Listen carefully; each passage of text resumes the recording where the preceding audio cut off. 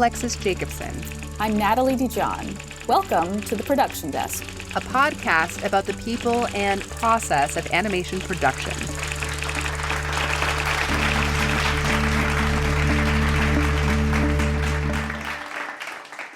Here we are, Alexis, recording our intro. End of the week. It's the weekend. It's Saturday. Yes. And I don't want to complain about being tired, but I'm going to complain about I being know, tired. and I'm so right there with you. And I just want to say we're doing 5 intros of saying hello to one another. And I think in this last take, which probably will be the circle take, we did not even say hi. So that's where we're at mentally right now, guys.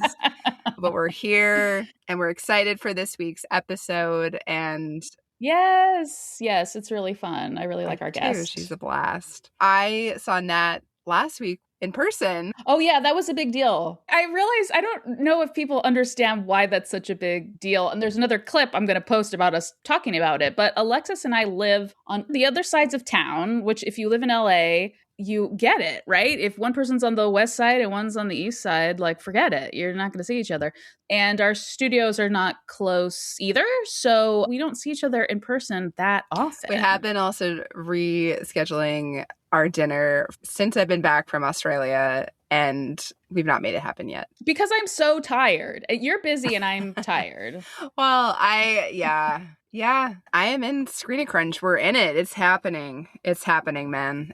Not a lot of sleep at the moment, sadly. Screening crunches are hard. I forget how hard they can be. It's a lot of work. It's a lot of late nights. It's a lot of listening and watching the same stuff over and over and everyone going, is this still good?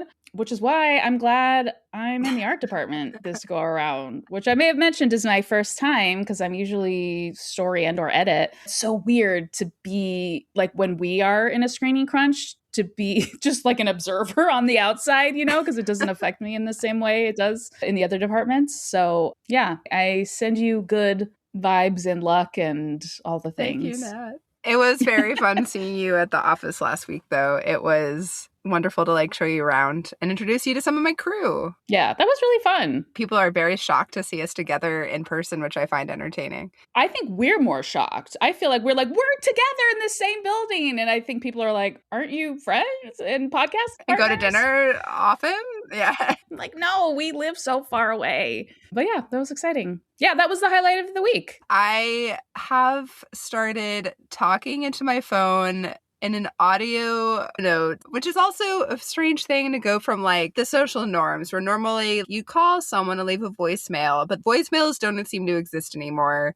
So audio notes, I know one of my close friends in London, she and I just talk to one another through WhatsApp audio. And now I've started talking to Nat, also nickname NDJ, because I do have 2 Natalies in my life. The other one also actually works with NDJ at Netflix. But I feel like I'm a crazy person babbling to NDJ. I love that I'm talking about you in the third person as I'm looking at you.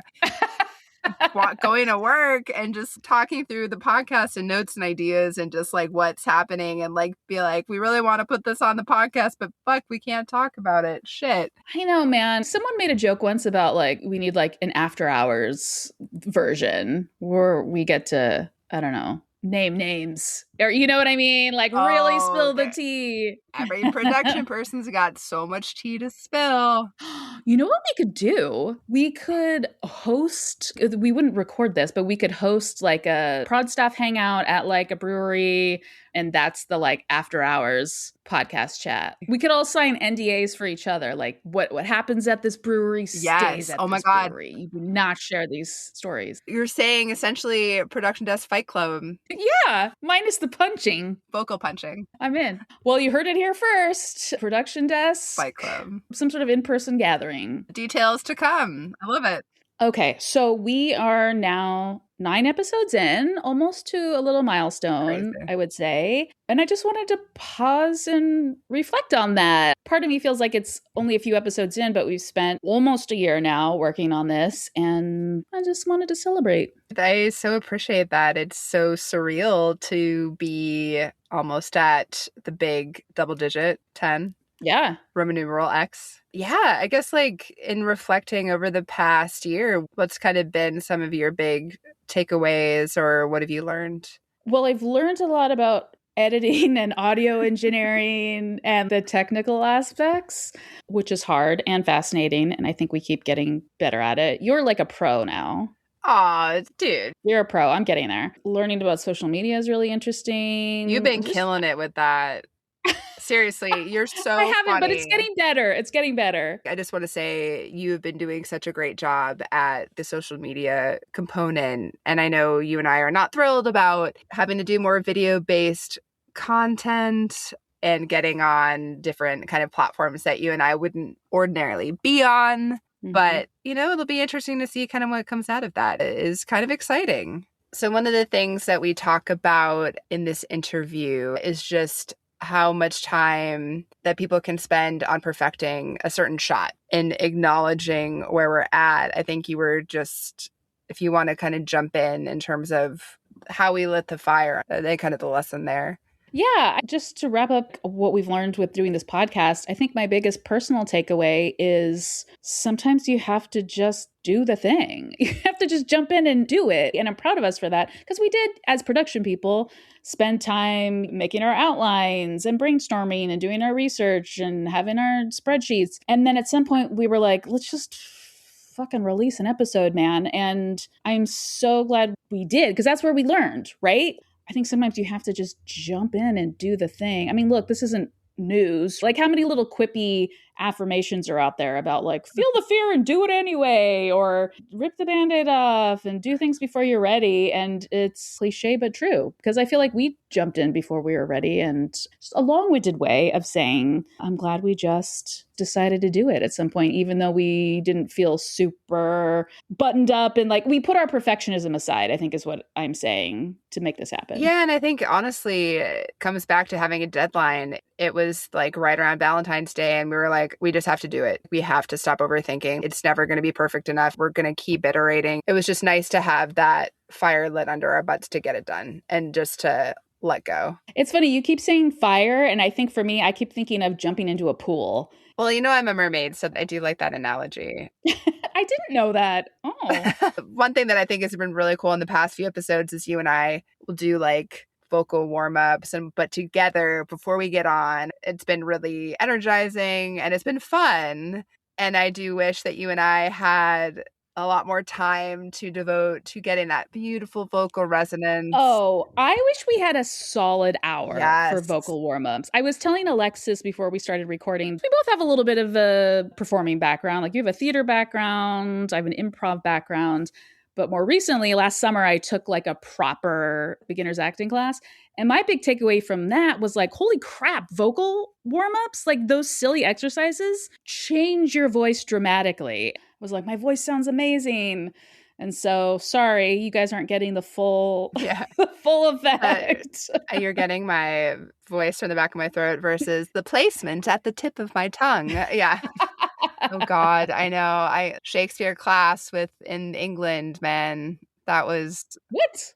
yeah. You took a Shakespeare class in England? Yeah, I was like my background for theater is Shakespeare. I'm learning about Alexis in real time. I did not know that. Really? That's fascinating. Yeah. I studied a lot of Shakespeare as an English major and Amazing. also was just like a nerdy reader in high school. I enjoyed it from the literary side. Huh, fascinating. Well, I don't think I knew that you were an English major. Oh my gosh, you guys, we don't know each other Oh at my all. God, what is happening? Okay, let's get into it. Let's talk about our guest. Emily Wilson has been at Pixar for 9 years. She works there as a department manager in production. She was on the Oscar-nominated Elio, and we talk a lot about that on the podcast. And I don't want to get too much into her path there because she talks about it, but I'll just mention she worked on the Jon Stewart show and then NBC Nightly News for a bit before she ended up at Pixar. So she also has, like most people, a really interesting career path to animation. You were the one that had the connection to her. Yeah, she's part of our Oscar series. We were connected by a colleague, and she was a lot of fun to chat with. She's so fun. Yeah, she's another one where I was like, let's be friends. I know, me 'cause too. she lives far away. I know, that jerk. once Alexis heard that she lived near wine tasting, it was like, okay, we're flying out there and we're gonna Oh, do it. absolutely. Girls' weekend, ladies' weekend, or maybe we could do the production desk Northern California edition. Well, without further ado, here is our chat with Emily Wilson. Welcome, Emily. It is so good to have you here. I am so intrigued about your career trajectory. I would say Natalie, in getting to know her over the past year and I are political, and we love political satire. And you started on The Daily Show with Jon Stewart as an assistant editor, an associate editor? Kind of, yeah. I started at Conan actually as an intern and then got The Daily Show as just a regular production intern through that. And then the editing thing kind of just came up. I wouldn't really even call it a career change. It was just they had a lot going on. I was very much in intern mode of take every opportunity offered. And they said, who knows the Avid? And I'm like, I've taken a class on that and raised my hand. And it was freelance, a few hours a week. I definitely wouldn't compare it to anything that in animation assistant editors do. It was more like assistant editor, it's assistant. Very just like more amateur, but it was a cool experience for sure. That is such a cool start on Conan. Wow. So it looks like after The Daily Show, then you went to NBC News? Yeah, it was weird. It is crazy looking back on it. I was in New York for the Daily Show. I happened, huge fan of Jon Stewart, still am. And like a month and a half in, he announced his retirement coming up. No. It turns out it was fake. Don't worry, he came back. Okay. But I didn't think he would at the time. And so when I was wrapping up my internship is when he was leaving. So I stuck around and did freelance PA work and the assistant editing stuff. But it was a big transitional time and I didn't know what I was going to do. And that's when the NBC opportunity came up, and they were just a few blocks away in Rockefeller Center. And Rockefeller Center was like a big draw for me. It's like, whoa. Oh, yeah. But I thought I tried out. Iconic. Yeah, right? Iconic, yes. And it was a way for me to keep freelancing. But also, I thought maybe this will be it for me longer term too. And I did a year there and found out maybe not yet. Maybe I really want to go back to entertainment. But it was really cool. It was a early show, the show before the Today Show. And because it was overnight, and small team, there's a ton of opportunities there and also more editing opportunities too. So take that college Avid class, right? Wow. What were your hours then? It was 11 p.m. to 7 a.m. Oh, brutal. But it was great. It was great because you get off work and you could go brush tickets for Broadway because that's when people are starting to line up, see a ton of that's shows. cool. So Yes. it all was fun. I was in my early 20s. I didn't need to sleep. Wouldn't do that now. But yeah, it was great. Wow. I can't imagine working for the news. It was a crazy year too. That was an election year. That was Brexit, shit. the Olympics, Wow. 2016 election. Oh boy. That was a big. There's a lot going on. So. How long were you in that role? It was a year contract. I had been in New York for 2 years at that point, and I'm from California, and it got to the point where it was like, I want to do entertainment industry. There's a lot more opportunity in California. So I left that November right after the election and was home with my family for the holidays. And then January 2nd, Pixar called. So the timing was great because I had no job lined up at all. No plans. Whoa, I feel like this goes against everything that Natalie and I have been talking about on the show. Because we always ask everyone, how did you get your foot in the door with an animation? And we were convinced that you needed to know somebody. But you're saying you got a cold email, then they didn't know what? Well, yes and no. I did have a connection to Pixar, but I will heavily caveat that because I know it's always like a bummer. I like feel I consumed every bit of media listening for this question when I started out. And when you hear a connection, it's like, oh, I don't have any. And I didn't have any. I didn't have any connections. I had always kind of had Pixar in the back of my mind, like in high school. I still remember what their website looked like at that time and every little Cute. tab and like was always going there. But when I got to Conan, it was just for a summer. And I remember somebody leaving in the middle of my internship, someone who worked there to go to Pixar. And I was like, oh, I'll remember that. And then years later, we reconnected and he passed along my resume. But then I didn't hear anything for 2 years. And I'm like, well, that didn't turn out to be anything. And it just so happened the recruiter held on to it for the right role for that long. But I'll Wow. also say for anyone still like thinking, yeah, that's a connection, I had applied for the internship as well. And they did reach out for an interview, but I'd already committed to the Daily Show at that point. So I didn't interview. And I was like, well, now they're going to blacklist me. So I do think that they read their applications and don't just do connections only. So there's hope. No, that's cool. The fact that years had gone by Yeah. and they called, like Crazy, that's right? that's kind of wild. Yeah, if I had still been like mid New York, I don't know what I would have done. Like just drop mid lease, like mid everything. Like I don't know what I would have done, but the timing was really crazy. And what was that role that they were hiring for?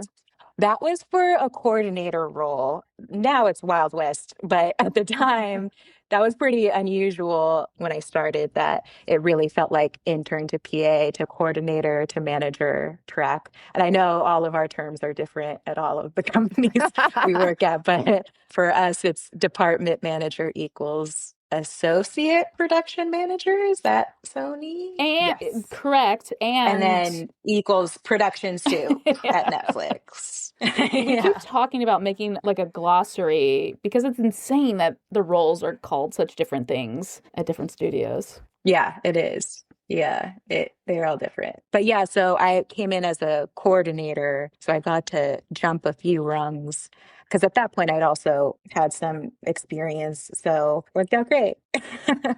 That's so cool. And it's so fascinating hearing how everyone got their start because it is so different. And it's just so Mhm. cool kind of hearing the end. I'd be so curious though, was there anything that you did, whether it be on Conan or Jon Stewart's show or the news? How did you go from doing that, which is like a very different scope? And I know it sounded like you may have not wanted that long term, especially news wise. You wanted to go Mhm. more, I would assume, art or film based or entertainment Mhm. based. Was there something that happened that led you to kind of that direction? I think the reason why I ultimately left was it was going to have to clear such a high bar to beat me like not going into the entertainment industry because that's what I'd wanted to do for so long. But after I got hired at Pixar, my hiring manager said it was the news that made her want me because she had worked in the news and there was actually a lot of similar skills. And that's the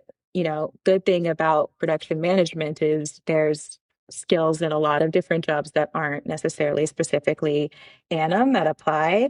You have to be super detail oriented and really fast responses and flexible. And there's a lot that carries over. And, 3D animation is relatively young industry. Pixar's around 40 years, but most people at Pixar have long histories of other jobs, and you never know which one's going to speak to the person that's hiring you and they'll know what you did. And I don't know if I hadn't done NBC, I don't know if Pixar would have brought me on. That's Wow. really interesting. I like that she recognized that. Well, like you said, she had worked in the news too, but recognized that that would Hmm. transfer because I think it's easy to brush it off if it's like, well, they don't have animation specifically, but makes sense. The news is crazy, like very fast paced. It's crazy. One of our favorite questions to ask is, do you have a favorite department that you've managed in animation? It's going to sound like a cop out, but I've been around a few departments now. I don't know if I mold a little bit to like the personality of each department. It does feel like every department has such a different personality. And then also like Pixar's a little different than a couple of the studios in that we're all under one roof. So you're really working with each team. I feel like different sides of myself have come out on different teams. Like I worked in the animation department and I feel like I was very extroverted on that team, very social. Art, it was more like one-on-ones and like I know it sounds like a high school like click movie, but it's true. And it really just was where my head was at in the moment. You don't always get to pick fully, but there's times where you're like, I really want to get in there and like edit. That's a huge time commitment and the most hours that I've done on a department. And sometimes you're into that. And sometimes you really want to get your hands dirty hours wise. But then other times you're fine with being more team based. And it really just depends on the moment and mood. But it's just so different. It's hard to pick. I love imagining each department as like a character from high school. It's so true. It's so Very true. Mean Girls, right? Yes, I was thinking of that actually. Yes. I feel like animators would be the jocks. I'm trying to think like what would story artists would be the nerds? I don't know. Maybe not. Maybe The like straight A student. They're all kind of nerds in a way. yeah, right. Yeah, animation's the jocks and everyone else is the nerds. Kind of moving on from that, what would you say are some underrated soft skills that you think are helpful in production management? All of them. You know what? When I was listening to you guys' past episodes, and I loved the part where there's people imitating what product management sounds like. And I was like, oh, we all sound like that. The whole, it's totally okay if you can't, like, can you, no, but I'm cool. Everyone else is not cool. But me, I'm going to say I'm fine. And I'm not going to go to my office. This is not like totally based on my self-worth. Like, it's fine. I have healthy separation. But no, yeah, they see right through that, right? I totally do that and think that I'm the coolest manager ever. Oh, by the way, you're like the second person this week that has mentioned that part of that episode about the impressions. So I feel like we should ask people for more impressions. Felt very seen in a comfortable way.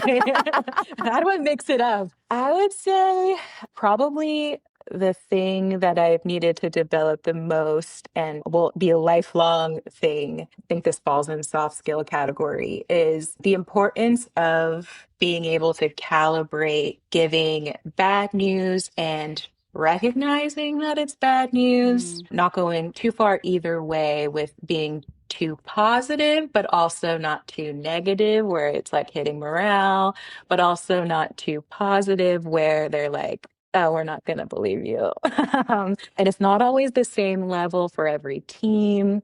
Some people want more optimism. Some people want more pessimism because then you can bond over that. But Yeah. you have to like find the medium that still, shows that you understand, but also all is not lost. And that's tricky for sure.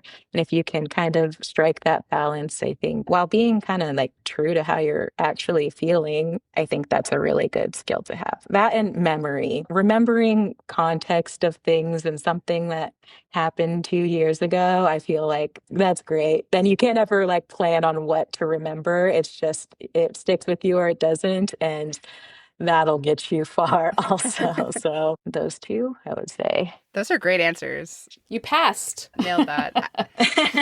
Yeah, because I think it's so true that it is the constant balance that you're the cheerleader for whatever department you're working with, but you're also the funnel of information hitting the department that may be challenging at times, especially when you're in the heat of a crunch or whatnot. It can be really tricky for sure.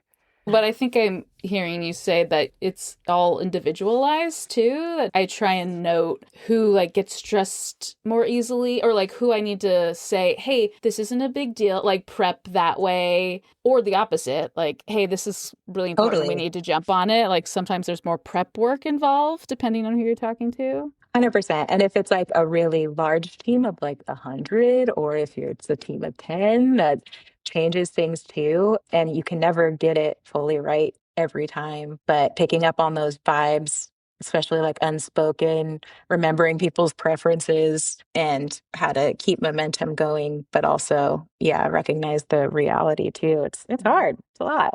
What's something you wish more people knew about how we make animated films? Good question. I mean, I know what I didn't know going into it. Starting my first week and realizing, like, oh, I always thought trailers were cut from finished movies. They're not? Oh, I had no idea. That was fun to realize. And then also, there's a lot of things that drew me to Pixar. It's definitely like a great place for having the stability of one roof, but also the change of multiple departments. And you're still getting like the new first day of school, but also the same coworkers in your orbit, but then your team's different and all of that. But I think what I thought going in was, isn't it so nice that live action, there's so much with VFX that you can do and reshoots and everything, but at a certain point, the footage you have is the footage you have, and you can doctor it and do whatever, but you work with what you got and you work around it or whatever. And then in animation, especially when you're all under one roof, there's always the temptation to perfect something to the tiniest detail. And obviously, they do in a lot of ways. You could work on a shot for 10 years and not be done with it. So factoring in, and it just feels like everyone is an overachiever and a perfectionist. And so when you get all those people together with those similar sensibilities, it's definitely a balance of how do we create the footage exactly how you want it, but also then it's up to you to cut it off. There's no end of the shoot day kind of thing. It's always there.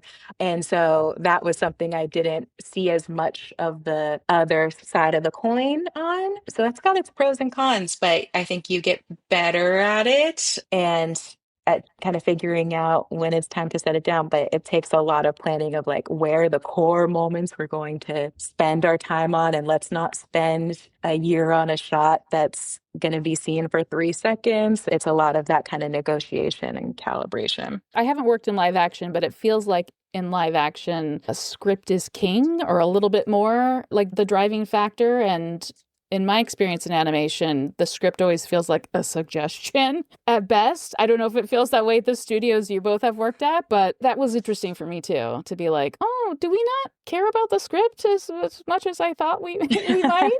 I mean, and maybe it's because I came from late night TV where your cutoff is that afternoon when you're taping. So there Wow. really is that daily hard cutoff. And it was much more solid of a can't change this field piece anymore. It's airing now. And I haven't worked in feature live action. I'm off base with it, but that was my impression of both worlds and how they kind of balance out. I also like the trailer answer. I had that same realization of like, oh my gosh, marketing's asking for shots for a trailer that we have not even started animating yet. It is really funny. Oh yeah, I had no idea. I know movies sat in a can somewhere for a few months before hitting theaters, and no, they do not. Oh man, the crazy crunches before Comic-Con or whatnot do kind of tend to live by those points of the year where you're like, oh wow, we're already back here again? Okay, where'd the time go? Definitely. So how long have you been at Pixar then total? I'm in my 10th year now. Just finished my ninth year. Working Wow. on the 10th. Oh, That's congratulations. cool. Thank you. I'm so curious, is Pixar, how do they deal with internal hiring and casting? Yeah, you start in a position, then when you're done with a show, you work with your department head. You can give preferences on department and what movie coming up you're interested in. After giving your preferences, they kind of work out the logistics of everything and you get it or you don't. But they're pretty good at working through what people want to do and what they're interested in. That's cool. Well, I think it's really gratifying to hear that they want to grow their production staff and put their time and resources into it, because I think that's something that is so important and not necessarily the case at each studio. Yeah, it's really great. And there's so much internal knowledge that you get, like so much internal production software and the people and the relationships. And yeah, I'm also really grateful for it. I also think being in the Bay Area probably factors in a bit too, and wanting to hold on to people for that reason. But yeah, it really creates like a studio vibe and culture that's really nice. I'm so envious, by the way, that you're an hour away from wine country. Sorry, Nat. I'm a wino. I'd be like, oh, sorry, guys. I'm just going to go to this wine tasting at lunch. But that'd be a long It is lunch. pretty nice. Yeah. Yeah. Can't lie. I'm skipping ahead a little bit because you mentioned Elio, and I wanted to say congrats on it being Oh, nominated for an Oscar. thanks. That's always Thank exciting. you. And congrats on K-pop, by the way. Oh, thank Clap, clap, you. clap. Yay. We were going to say, oh, how does it feel to work on an Oscar-nominated film? But I'm going to guess you've worked on a couple coming from Pixar. Yeah, it's crazy. I've always watched the Oscars like growing up, and it's so strange the first time you watch it and you recognize people and know people. It weirdly changes your lens and filter on the whole thing of like, oh, those are people in a room. And before it was all made up magic, and it just really humanizes the whole thing. I remember Soul was up for an Oscar and they flashed Kemp Powers in the audience. I was like, oh my gosh, it's Kemp. I know him. But it's weird. How is it for you, Alexis, and especially K-pop and everything? Oh man, it's just been so surreal. It was such a wonderful crew, and I think just because no one expected that it would take on the life of its own that it has, it's just been really like the coolest pinch moments over and over again of just like, Djokovic dancing to Soda Pop at Wimbledon, or honestly, the first time I heard Golden driving in my car and the art that we worked on and lit just like, not that long ago was just on my car. I was like, what is happening? It's so It was so crazy. cool. And I am so excited for Michelle, our producer, and our directors, Maggie and Chris. And they all looked phenomenal, by the way, at the Oscars. I It was know. I great. want all their stylists, whoever I know. all their Yeah. clothing, hair, makeup. I'm like, The production desk will seek stylists help, especially now that we're going to be on camera here and there. yeah, we need it now. Yeah. Yeah. Any stylist that's listening that would like to help, we love fashion. Alexis, hearing you and your production manager, Brett Salinas, talk about how, like, when K-pop came out and you guys all got together at Maggie's house and watched it, and we're like, well, we did it. Good job. Yeah. Had no idea that it was going to Cheers. be Yeah. the phenomenon that it is. I think that's really fun. That must have been, with Netflix release. Yeah, you never know, right? It was such a fun night with everyone, and the wrap parties were so much fun too.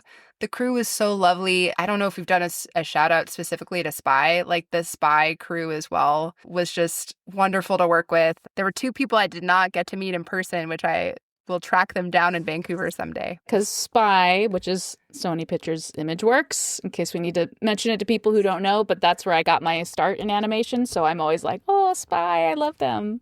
So my two main Spy rocks, and just a shout out to how phenomenal they both were, Paige Bereze. And Paige, I will meet you someday in person. And I have met Davis Dyke, who is lovely. And it was so wonderful meeting him in person for the first time. He is very tall. He is deceptively tall. But yeah, there was a lot of us sitting in DI in a very cold room. I don't know why review theaters, like, I get it to a certain extent, but there seems to be like a knob where some people are like, I'm going to go even colder. And you're like, I need like a jacket and a parka and a blanket and Uggs. Well, to keep you awake, though, because if you're in like lighting reviews and it's so friggin' dark, I always feel like, oh, I'm glad I'm freezing or else I'd be falling asleep.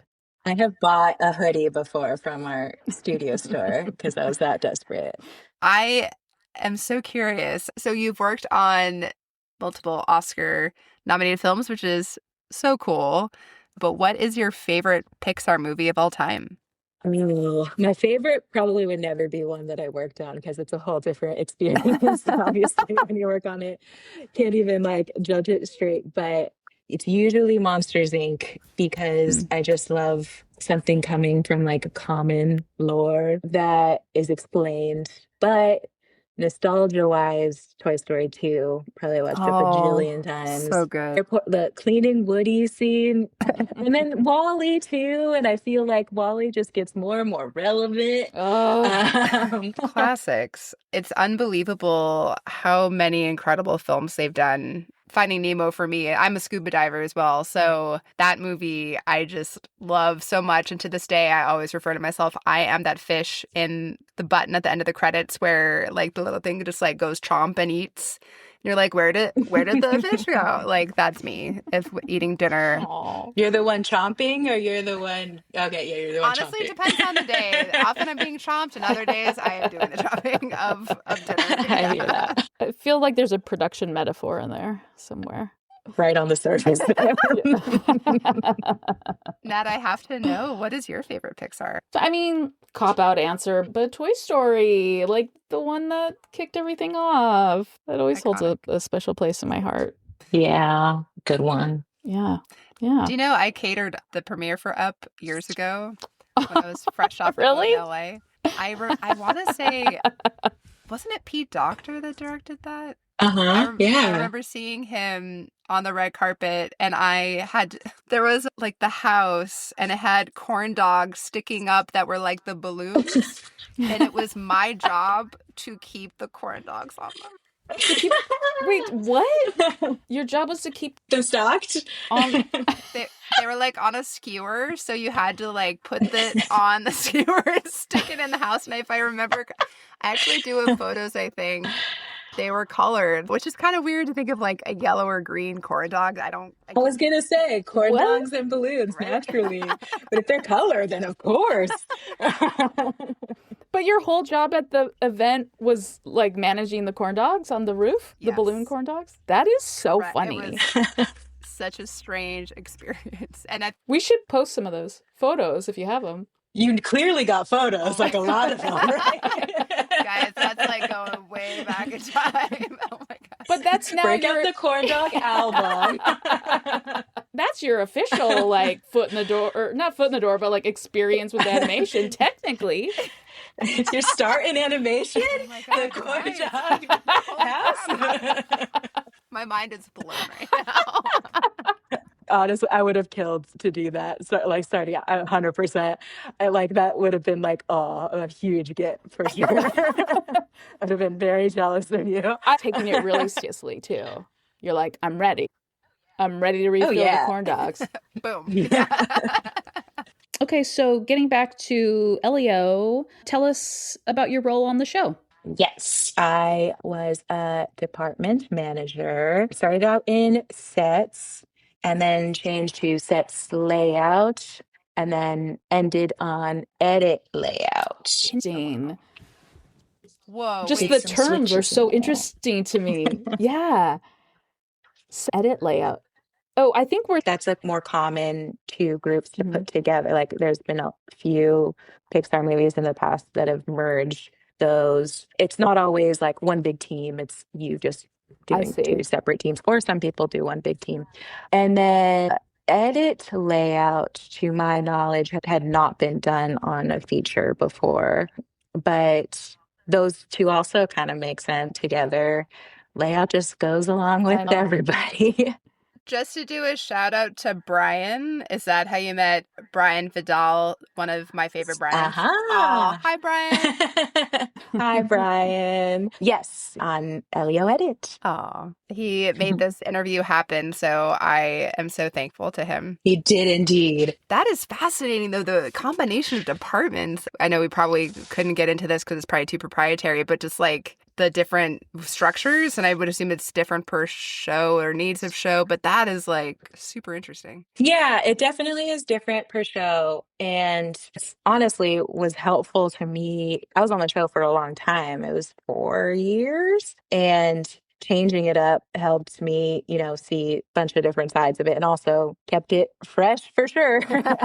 Doing all these, it was great. And ultimately that crew was so close. I felt like I was always around all the soups all the time. And that's technical soups. For you guys, do the technical soups have different title names too? Or is it just product management? the DP of layout is Hmm. the soup of layout. The editor Oh, is yeah. the Okay. soup. Oh, interesting. Yeah. I guess we tend to call them creative leads. And so it depends on like, Oh. would your production designer be called something other than a production designer? Be, and I say he only because when I was in art, it was a he, but he's technically as the art soup, but no one would refer to him as that. But Oh, he would be in that email alias, but he's the production designer. yeah. Yeah.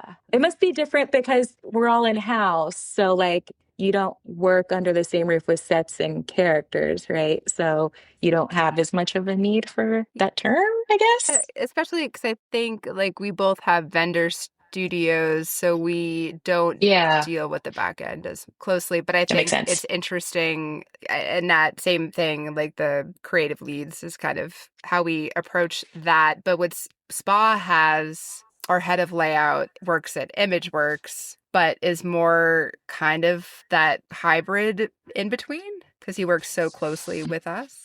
And also on the spy side for lighting, we'd have CG soups. We would have the animation supervisor. So for back end, we would use that lingo. Yes, I had to think about it. Yeah. That makes sense. I mean, that when you think about it, it's also probably why production soup and doesn't work for Oh, us because then right. it's Yeah, it would be soup, soup. confusing. Yeah. This is like the geekiest we've gotten, I feel like, on this podcast. No, the But people it's love fascinating. this. Let's do this brown on soups again. Well, I've said to Alexis before, I've changed my tune because I used to give creative leads or artists, I'd give them shit for not knowing our titles in production. And now I'm like, oh, I kind of get it. If they're coming from another studio or even if it was different on another show, I've now like dialed it back because I could see how they're like, well, I don't know. This person was called a prod soup here and an APM here and a coordinator here. So it's Yeah, it's confusing. crazy. Yeah, it's all over the place. Yeah, I was gonna possibly use that opportunity to sass because I know we cut it out of the last episode. They know You're who going they the are. other way now. I feel like They I are. feel more compassionate. I was like, I guess I've been kind of mean about it. Depends on what day you catch me. Let's see. But you know what? That's also why I like when we do geek out about our jobs on this podcast, because I have had, again, that Alexis and I keep discovering people we didn't know we had in common. My editor had come up to me and was like, I'm actually learning a lot about what production does in a more detailed way from listening to this. And I'm like, oh, good. That was part of the point. So that's nice to It's hear. not easily explained. I have not It's gotten weird. an elevator pitch down. Yeah. Yeah. It feels so different per department and per movie, and it is very nebulous. Production is put in crazy situations so much, and I think someone last week was just saying this. It is such a thankless job. At times, you only hear when things go wrong. So it's just nice to shine a light on like people that are working so hard across the industry. Oh, and that's actually what I was going to say. What Natalie and I have discovered is that we have gone through a lot of the old world of just being treated in and put in some pretty like gnarly situations. And I've heard crazier stories like the Mhm. urban myths of, I don't know if you guys have heard, like an assistant had to drive a script to LAX and the producer was like, if you don't get it to me on time, you're fired. And I actually wrote that into a screenplay that I was working on years ago. I was told very early in my career, like, if you do hear a rumor or something like that, it's likely true. We all work in film because we love telling stories and we love film as a medium. And it is so powerful. And you come with this passion. It chooses you. You don't necessarily choose it. Like, you're born with it or you're not born with it. But then what you have to go through to withstand the industry and like the rough pay at times, especially at the bottom, the long hours, and like working with personalities that at times are super challenging. Like there are times where you're like, what is this all for? And you're like, it's because I love film. I do love film, right? Like, and having, yeah, the moment like the Oscars, I know that could be a once in a lifetime thing, like what it represents of the industry and just like all the work that came before that for so many. And I know everyone has such a personal relationship with what that represents. Sorry for that crazy Yeah, long rant. totally. Whew. No, it's really interesting. I feel like it's the same for a few roles where it's not always the case, but a lot of the times with our roles, it's if you're doing it right, it's not often. See, it's kind of like editing where where it's like, if you're noticing a lot of the editing, it might be that it wasn't edited very well. And that might be why people struggle to define it or struggle to see it, because if things are going smoothly, you don't notice as much. And yeah, it's hard to kind of differentiate, especially not to open another can of worms, but it's confident, it's a majority female department. And where does that begin and end with the biases of the job versus the biases of the gender? So it's Yes. complicated for sure. Beautifully said. Oh, I could talk about that forever. I hate feeling like I'm playing the role of mean mommy. We have a good mix on my current show in terms of female, male creative roles, but I've been on shows where the creative roles are largely male. And then I'm the mean mommy, who's like, do your homework and watch the time. It's time's up. And I don't like that. We should do a whole episode. Oh, we will. It is on our topic list. Don't worry. Honestly, any kind of mom, no. I'm not nice mom either. Yeah. Exactly. Alexis the other day was asked, we've been doing these mini episodes, and she was like, what do you think about the topic about birthdays at the office? And I was like, oh, I've got a lot to say about that. Like, as a lady, I feel like a lot is expected of me for birthdays, and I don't want to do it. She was like, oh, I just thought it was like kind of a neutral topic. It's hard oftentimes being one of very few women in the room. And so I always feel like a nag at times when you're trying to be like the cool, like, I'm fun and we got this, guys. But like, okay. Totally cool if you can. Yeah. Like, I'm gonna go over here. Yeah, it is.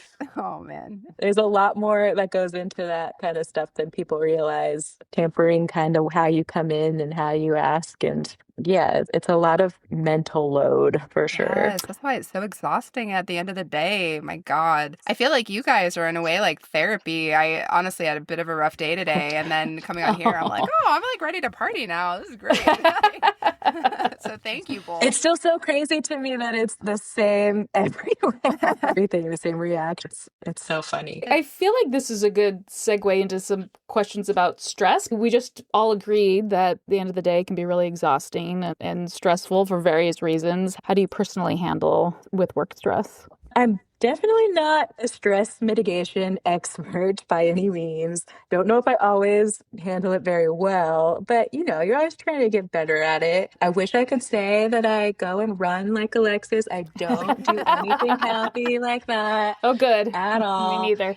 I feel like the way when I first started, take Elio, for example, and starting on edit, I started mid-show, so we're already going pretty fast. And people will give you advice of like, take it manageable chunks and steps. And I feel like that's how I approached it. But then as you get going, you kind of remember, oh, people also give the opposite of advice of like, it's a marathon, not a sprint. So which one is it? And I think the answer is a combo of whatever works for you. But I do think, especially in the manager role, it helped me to hover over a little bit and see the bigger picture and not be living and dying on every screening cycle and waiting for that magical screening where everyone stands up and applauds and all your answers are there. And you just make progress every time. And seeing it bigger definitely helped me at times when I was getting in the weeds. When you're just going towards those short milestones, I feel like it just sprint after sprint, cover up it all and realize, okay, maybe I can jog here. Trying to relate to Alexis with that. the running. I caught that. I know the lingo. I mean, you guys have mentioned too, like, it's so cliche to say like work-life balance. And what does that even mean? I just would in the thick of things, I'd want to like come and sit on the couch in the dark and stare at the wall and not have to think about anything. Yes. But it does just get important the last thing I'd want to do is go out and do something else. But when I did, and there's a moment where I'm not thinking about the ins and outs of story structure, it was helpful. And so I guess people say it for a reason, but that's definitely something that's easier said than done when you're in the thick of things, for sure. There's something about like changing your location after work to shift your brain. And as an introvert, I don't socialize enough after work like I used to, but kind of what you were just saying, Alexis, to hop on here and it's like, oh, I feel energized again. I'm not at work. There's other parts of my life that aren't work. And there's something about that's It's sort of kind of helpful. worky a Yeah. little bit. Yeah. My non-work activity is hosting a podcast about the work that About we work. do. I can relate to that so hard. So, thinking back, what has been the strangest meeting you've either attended or had to schedule? The first thing that comes to mind is for Elio in the movie, there's a drink they keep drinking called Glorp. And I remember going to a meeting where we were looks developing it, and we had all of these ingredients, but also like ingredients isn't even the full word because some of them were drinkable, some were not. It was like glue and beads, but you just make like what could an alien beverage look like? And there's eyeball beads and glitter, and it's like, was this one a drinkable one or not? So that was definitely a moment of where am I? But you better believe we had competitions later. So yeah, that was a fun one. I like to imagine there were a lot of serious arguments about, is this a drinkable alien drink? How many straws? And but there's gravity and the drink's still going to the bottom of the cup. But that's why I think it ended up this way of like there's no base to the cup. So like it's a floating round bottom. So that's spacey. Oh my God, that's But so yeah, funny. lots of space debate for sure. Nat, what is your answer to that question? I probably had a lot, but I always talk about very first job in the industry was Smurfs One, and I had to schedule an emergency Smurfette hair meeting. Like something was wrong with her groom. They didn't like it. They needed to change something. I'm assuming they were pretty far along. I was the production office coordinator, and I got tasked with scheduling the emergent. This is an emergency. Like, we need to get this on the books right away. And I was like, this is the coolest job I've ever had. Like, an emergency Smurfette hair meeting? It's wild. And that always sticks in my brain. Did you label it emergency, like SOS? I'm sure Save I our did. Smurf. I'm sure I did, just to like really drive it home. But I remember thinking, like, this is so funny. Where am I? What about you, Alexis? What came to mind first was a meeting about Lego Batman's underwear design. That was my Sydney days, a fabulous art team, and that was a very funny meeting. I have been to an underwear design meeting before. I know, right? A shot right back into my memory. Questions you never thought you'd ever find yourself answering. I think the funniest note, for some reason, my brain just went to being in like a sound effects meeting and you're trying, as this was like a few movies ago, and you're trying to like translate to word what a crazy sound someone will make is. They'll be like, when the shpoop goes blah, you gotta do blah. And you're like, oh God, does this work? Am I translating this right? And that makes me think about story meetings I've been in where the head of story or director speaks largely in sound effects, especially for like an action sequence, and you're trying to take notes. And they're like, so this character goes, and then it's like, and then it's like, and you're like, so screen left to screen right, and then up the tree? Like, that's what you were saying? It's like so hard.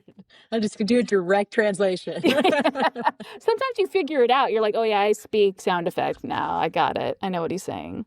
You make really good sound effects, by the way, Natalie. You do. It's a good skill. It's because I've learned how to speak it now from story meetings. Emily, it has been such a pleasure. Thank you so much for your time and talking all the things. This has been great. It's so nice to relate to our prod management days in and out. It's so fun talking to you guys. So when I was driving to work on Thursday, it occurred to me what might be a fun end of episode question for this week is talking about recurring stress dreams. Okay. I haven't had in a while, but it came back. And to set the scene here, I have not told Natalie what this is. It's definitely a very weird one when it happens. As mentioned earlier in the episode, I'm in screening crunch, which means a lot of long hours and not sleeping all that well because of short turnarounds and eating later than you should be and all that stuff. So I dreamed in storyboards. No way. Yeah. And I actually asked Savis, and Savis said, he also sometimes dreams in boards.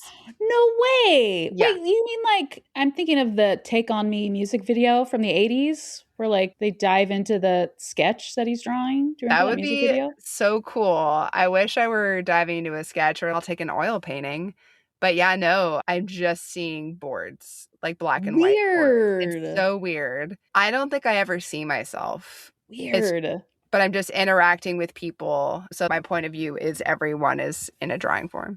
May I ask, do you ever have recurring stress dreams as well? Or It's funny, I haven't in a while, which is nice, but when I'm stressed, and I don't know if it's even specifically work related or not, but I will have a dream that I am back at the Hallmark store that I worked at all through high school and then summers when I was home from college. But in the dream, I am back working at the store. Like I'm me now, and I don't remember how to use the cash register, and I'm panicking. Like I just can't figure it out. That's the whole gig, right? You need to be able to sell stuff to people. And that's the recurring stress dream where I'm like, why don't I remember this? I don't remember how to use the cash register. In real life, you would just be like, could you remind me, coworker, how to use the cash register? Yeah. But in the dream, it's like, oh no, I'm such an idiot.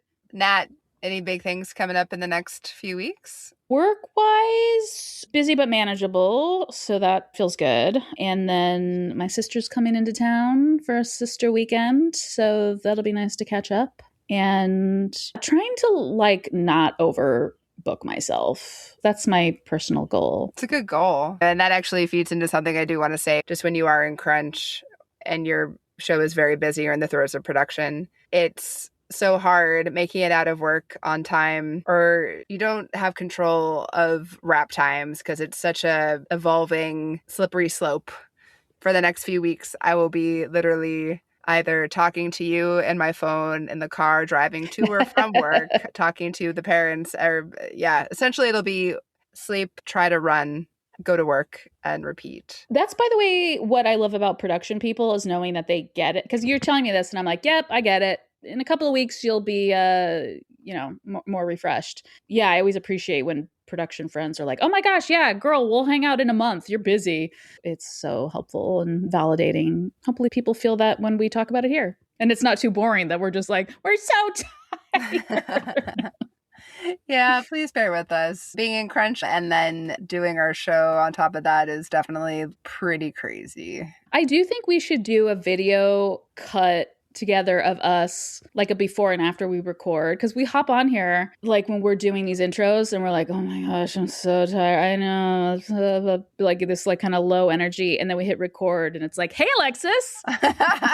It is so funny, isn't it? Yeah, it's nice to again use what we went to school for or have taken classes in, or like our passion of using that creative juice for something. I feel like you should end this with a Shakespeare quote. Ooh, it has no relevance to what we're talking about, but I could quote my favorite one. Yeah, let's do it. So I was Puck a very long time ago. Yes. And Puck from Midsummer is just so much fun. And the text is just absolutely beautiful. If we shadows have offended, think but this, and all is mended.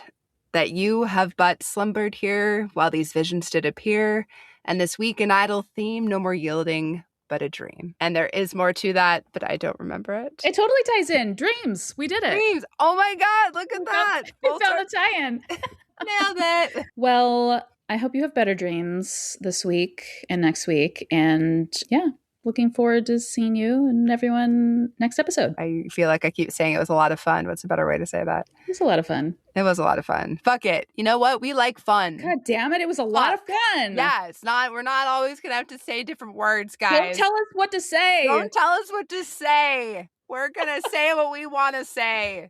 And we're going to have fun saying what we say. I hope we keep some of this. So like complete crashing. Get some good sleep, Nat. Thank you as always. Yeah, you too. You've been listening to The Production Desk. We are our own producers. Outro by Marcus Taylor.